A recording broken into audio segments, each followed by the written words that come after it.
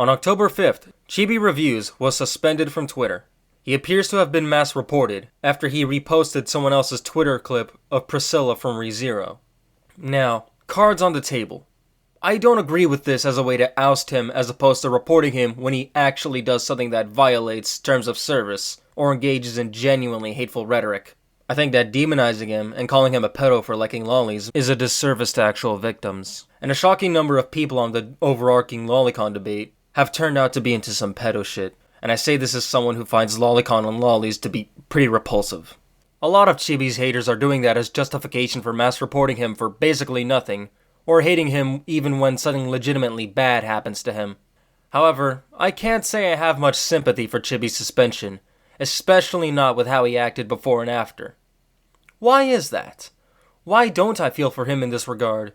And why did so much of AnyTwitter celebrate his suspension? Well, if you would please consult the graph, you'll see that he's long since fallen into what I like to call the Lolcow feedback loop.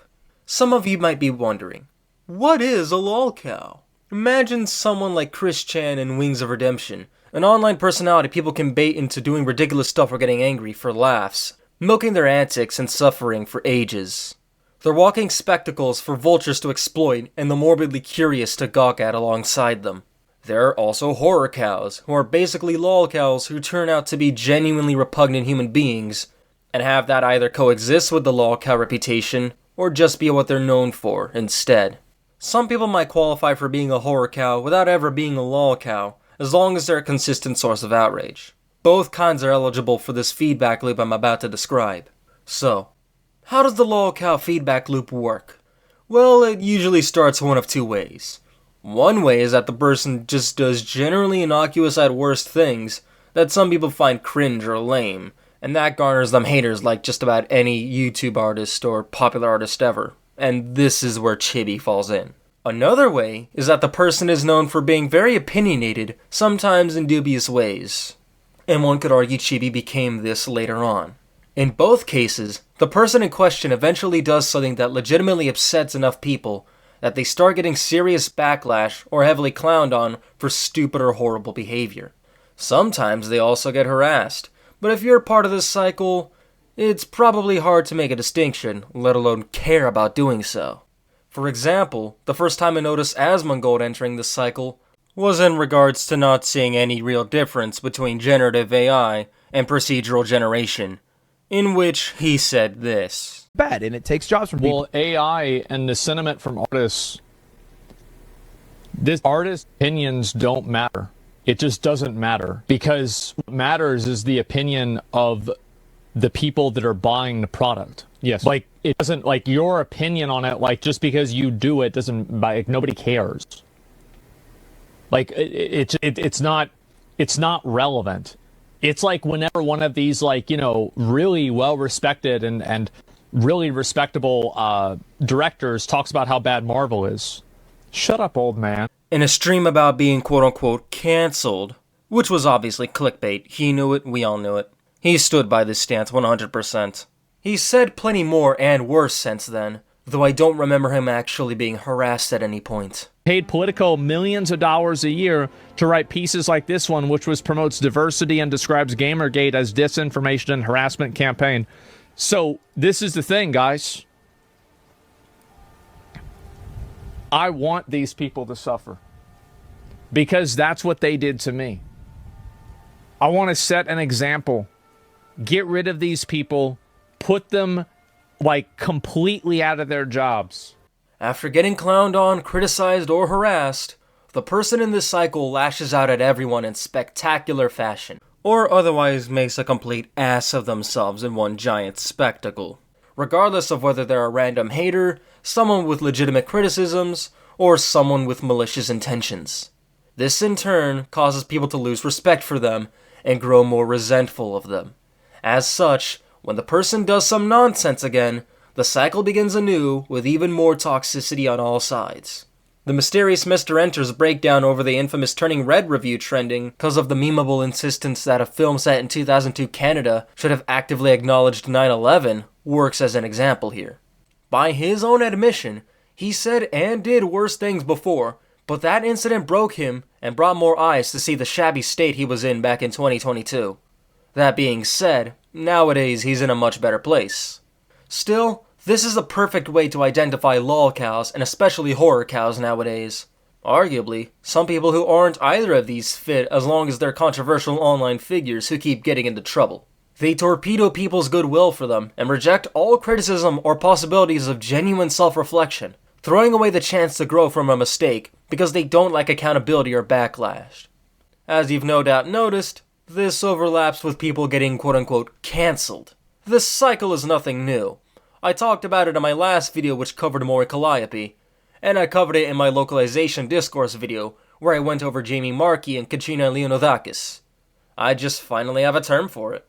You're probably thinking of a bunch of different people right now who either are lolcows or who are very much on their way after enough spins.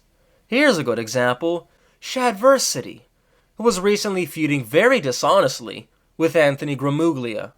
Prior to this, he was largely known for his embarrassing AI art of Supergirl, as well as his AI love letter video and everything that came with that. Prior to that, he was known for raging at a teaser trailer for the Mario movie for having Princess Peach wearing pants, unaware that this is literally her Mario Kart 8 outfit, in a movie filled to the brim with Mario references. Because he probably hasn't played a Mario game since he was a teenager. You can have Peach, like, be out a fight, but to do it in line with a character in a girly, fun way, like they do in Smash Bros. All right? You don't have her whip out, pants and halberd in Smash Bros. Yeah. Instead, she's fighting in a fun, girly way. Yeah. This is pissing me off. Yeah. Well, there's still more. Taking away the femininity of Peach. Peach! Yeah. Princess Peach! Yeah. Of giving her pants. Yeah. Friggin' come off of it. Oh, but he sure will cry context. What are you talking about, Peach? Wearing pants. She's wearing pants in the film because she was on the motorbike. Is she aware that this is us reacting to the trailer and we don't have that context? Even though the context is that he complained about the teaser being woke because Peach was a big girl bossy and she wore her racing outfit in the most profitable entry in the most profitable Mario Kart spin-off, aka the best-selling Nintendo Switch game and one of the best-selling racing games of all time. No, you can't criticize him for that, or for the AI shit, or anything else that may have contributed to his dwindling reputation and probable lolcow status. You can't criticize a piece of shit padded to hell and back 30-minute video on Anthony, where half of it is moral grandstanding about how his enemies are ideologues. I've seen this time and time again, that even when the truth is presented before them, they care more about winning a culture war than if who they are watching was actually being honest. You can't critique him for his dogshit title, or putting the burden of proof on his audience to watch his live stream or check out his content to see if Anthony is lying, while Shad deliberately cuts out the context of what Ant is saying. Constantly out of his way to misconstrue and misrepresent what I'd say, and then go on to address an argument that wasn't even mine. It was amazing the amount he did this. And you can check out my initial reaction on Night's Watch, where I break it down systematically. Shad. Oh, you know what? Wait, is this size? Right.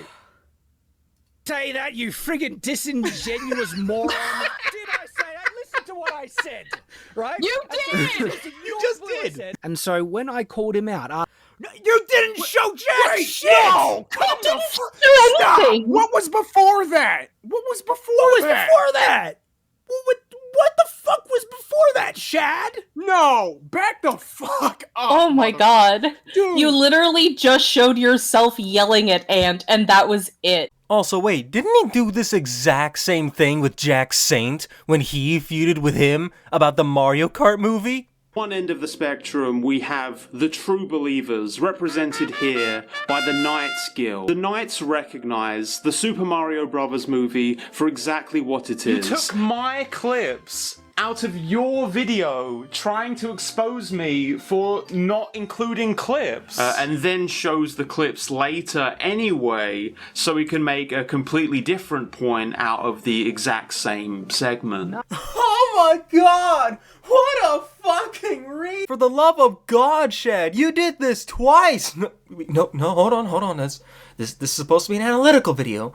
This is a serious analytical video about an internet phenomenon. I have my own negative opinions of some of Ant's videos, but at least he seems receptive to self-reflection and criticism. Meanwhile, Shad deletes tons of negative or critical comments on his video, further throwing his fan base's respect for him into a wood chipper. How about Heel vs. Babyface, who will forever be known as the guy who screeched at Starfield for fucking pronouns, while totally not acting owned every time it's brought up? How about J.K. Rowling or Graham Linehan? Here's another interesting thing about this phenomenon. Usually when this happens to you, even if you have friends around you, you're largely on your own. For the most part, the only people who will defend you are portions of your core audience and big-name ideologues and demagogues less concerned about defending you and more concerned about defending what you represent. Do you think Grums defended Chibi reviews because he actually cares about him, or because of what Chibi represents in the Twitter culture war? It's not like any of his fellow Anitubers rushed to his defense around the time Grums did, for an incident entirely unrelated to the doxxing fiasco in October, mind you. All of the ones I've spoken to either never really cared about him, or lost all faith in him by 2024. Do you think that the people who defended Katrina Leonidakis and Jamie Markey agreed with their almost indefensibly awful localization decisions and the shitty ways they conducted themselves because they felt these people were totally in the right? Some, maybe. But I saw more people defending them on the basis of them and other localizers getting harassed by politically driven anti-localization folks who hate them and want generative AI to steal their jobs. I don't remember much direct support from other VAs or localizers for these people. How about CD Call now? You know, the girl known for allegedly sexually abusing her sister, being a sex pest to former friends, and launching harassment campaigns, among other terrible things outside of her awful criticism videos and writing tips. You know, like falsely copyright striking every negative live stream covering her videos. You think they'll find out you got your fans to take down? They're watching this fucking stream. Like, they are watching the stream. Their whole life is me. Honestly, I have both fucking and Anthony's phone numbers and their emails. Could make them unusable. Sign them up for garbage. Because, I mean, like, at this, like, it's kind of what I said. Like, what are you going to do? Cancel me more? The people defending her from June the King's big video on her were members of her cult and or other randos because they felt that the ugly thumbnail of her and the single mention of her dead name for archival documentary purposes means fighting the video is fighting transphobia. You know, with full knowledge of everything CD has been credibly accused of and confirmed to have done. I didn't see any other cartoon reviewers or bronies or anyone else in her spheres going up to bat for her, given all the bridges she's burned over the years. What about Asmongold?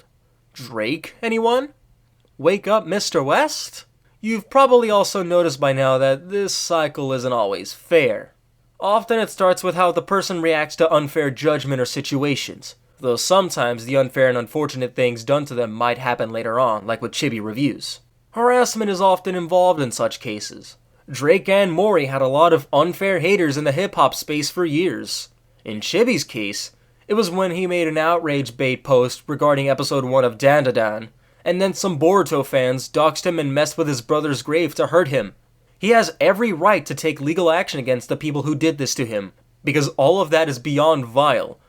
Oh, and apparently the people who tried to hack his DeviantArt account to post CP of him to frame him was a bunch of neo-Nazis, and those scumbags should be arrested. However, what I have to question is the idea of Chibi being mailed a pipe bomb that didn't go off, which he brought up way later on, as well as the idea that some of these people messaged his dead brother's son, since the former seems rather implausible, and neither of these things were brought up until all of this stuff, this past week, went down. Of course, you can't criticize this, or his general behavior of outrage baiting and sensationalist title and thumb coverage of socio-political Japan-related stuff. That means you're saying he had it coming, apparently. You can't talk about his Trump support and sending my Rebs Trump support and racist comments either, because people want to take him down, you know?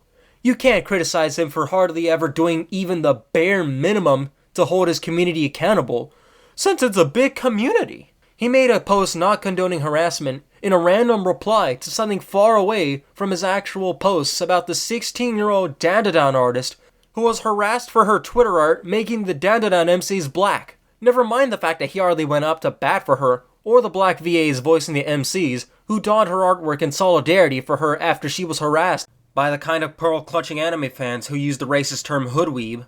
Never mind how he almost certainly saw Rev fanning the flames regarding AJ Beckles, and even chimed in against the voice actor himself. Chibi replied, "I don't condone harassment," to some guy way off in the distance after much of the chaos ran its course.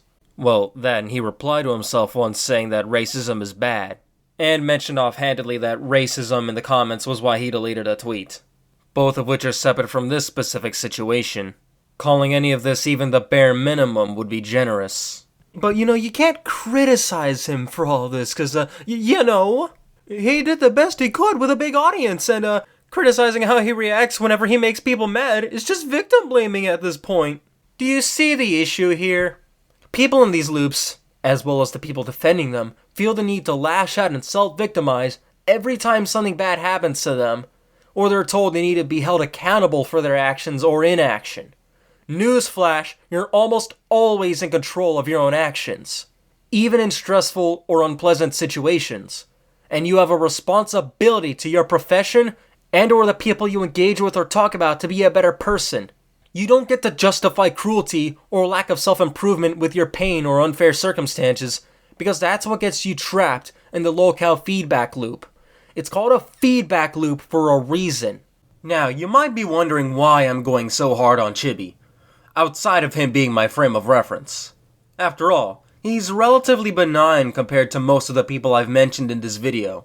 Outside of showing my frustrations and criticisms with his conduct, it's to show that if we can break it down so thoroughly with him and strip away all the bullshit, we can do the same with all of these other people, and anyone else for that matter.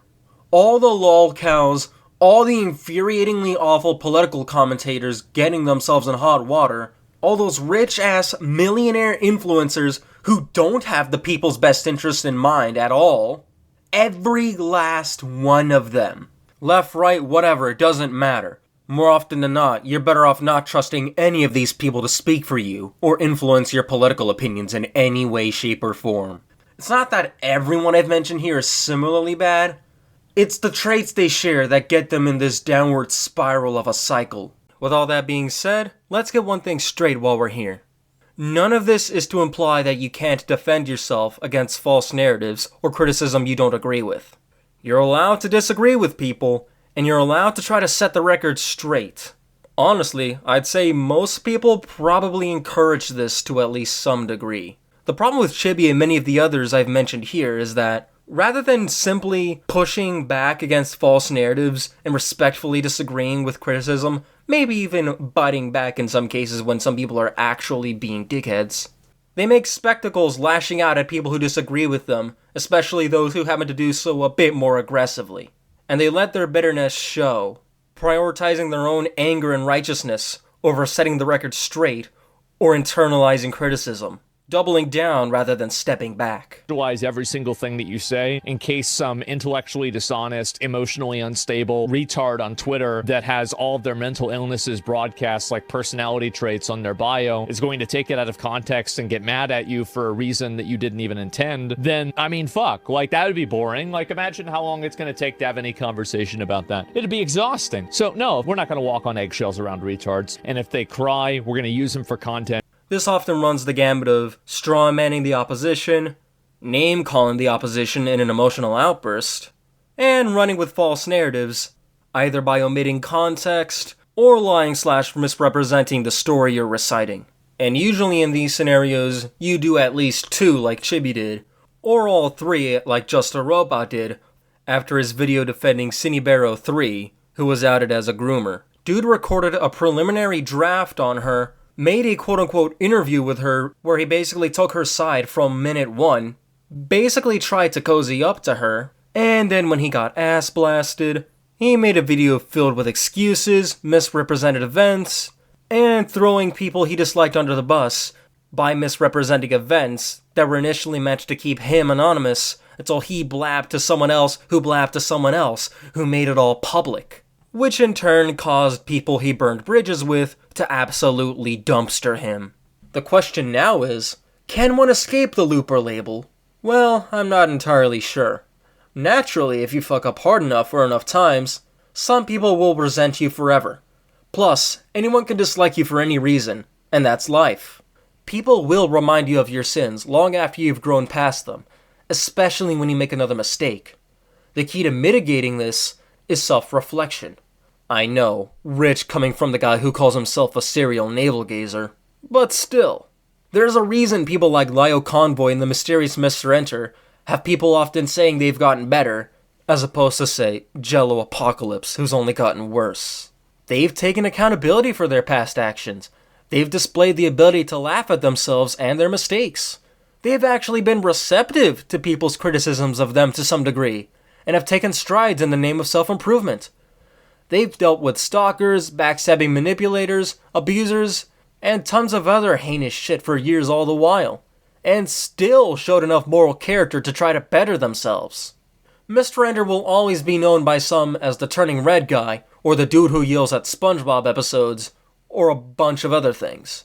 Lyle Convoy will always be known by some as the dude who hosted a 4-hour call dedicated to tearing down Rosa Ray Ramsey with ableist slurs and violent screeching, even if she was kinda implicit in some sketch shit. Enter hasn't had any real controversies since the Turning Red review he long since disowned. The only people still wanting a piece of Lio are deranged lunatics, and even former friend DS Station, who hates his guts by the way, admits that Lio was the only person online who properly called him out on his faults, even when cutting him off. Hell, I even said at the end of my previous video that Mori Calliope hasn't been in any real controversies since 2022, because she took breaks, focused on her friends and family, and generally managed to set herself straight. She might always be known by some as a cringe weeb rapper, or someone who did some racially insensitive no-nos, but there's a reason this cycle hasn't flared up for her in years. The feedback loop largely stops when you stop feeding into it and start working on yourself. Just because some people still hate you and don't want to let it go, doesn't mean you're not in control of your own actions, or that you should stop trying and embrace being a monster. That's how you get CD Call, or Elon Musk, who owns both Twitter and part of the US government. We don't know if Chibi knew about Project 2025, or Trump's history of the only then alleged rape when he voted for him, though probably not. A lot of his voters were not even tuned in anyway. We do know that he has a fiancé and a family who are willing to support him, even when AnyTube won't, beyond I guess Lost Paws, Natalie X Hunter, and Rev. Chibi's suspension via mass reporting won't put him in a situation conducive to self-reflection. However, if he wants to have a chance at mitigating some of the hate he's been receiving for years, he's gotta make an effort on his end to internalize some of the criticisms he's received and try to adjust himself, even if he should be more than allowed to be a weird gooner or whatever. And well, given the title and thumbnail of his subsequent video, and the Twitter post where he says he's gonna double and triple down, we won't see that kind of improvement or self-reflection anytime soon. Half of the video with his dramatic title is him describing random Twitter edgelords saying mean and sometimes kind of deranged things to him, and putting them next to his doxers. You know, feeding the trolls. He's also living up to his promise of tripling down on everything, including chiming in more on socio-political shit that people like Asmongold say in favor of Trump and Musk, as well as whatever the fuck this is. The more times you catch the loop, the harder it is to break out, and the more likely you are to get nut jobs trying to make your life worse. The feedback loop attracts dickheads and ghouls to continue swarming the stubborn ass at the core of it. If he actually says some fuck shit, maybe criticize him for it, I guess. But let's leave the lol piddle lol grifter shit at the door, unless there's actual verifiable proof of these things. He makes sensationalist titles and thumbnails for the daily grind, but he's not quite Rev or Grum's tier. There's far worse people caught in the Lolcow feedback loop, and while Chibi should strive to change, he should also be given some actual space to do so. Everyone is almost always in control of their own actions, and this also applies to the dickheads trying to trivialize, justify, and perpetuate what he's gone through. Very rarely does anyone on either side of the feedback loop take a step back and stop being a dirtbag to people they don't like. Accountability is something people always expect from others, but rarely take themselves, especially on the internet. Plus, platforms like Twitter engage vitriol and gotchas more than actual nuance, patience, or good faith. At least now I've provided some tools to notice it when it happens again, because it's always someone's turn to be taken for a spin. The greater internet fuckwad theory, and especially alternate internet fuckwad theory, will always be proven right.